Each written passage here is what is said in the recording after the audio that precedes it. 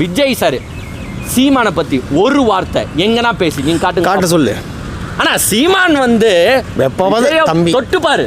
விஜய் என் தம்பி ஏன் தொட்டுக்கிறாருன்னு விஜய் ஃபேன்ஸ் தயவு செஞ்சு புரிஞ்சுக்கோங்க.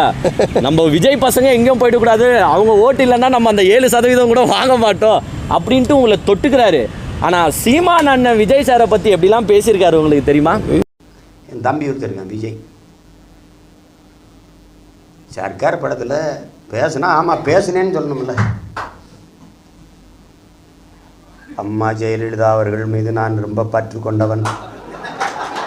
முதல்வர் அவர்களை சந்தித்தே உண்மையிலே நீ என் தம்பியா?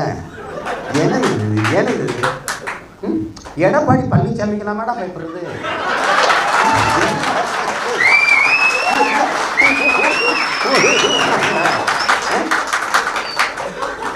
உன் மேலே பெரிய மரியாதை வச்சுருந்தானடா.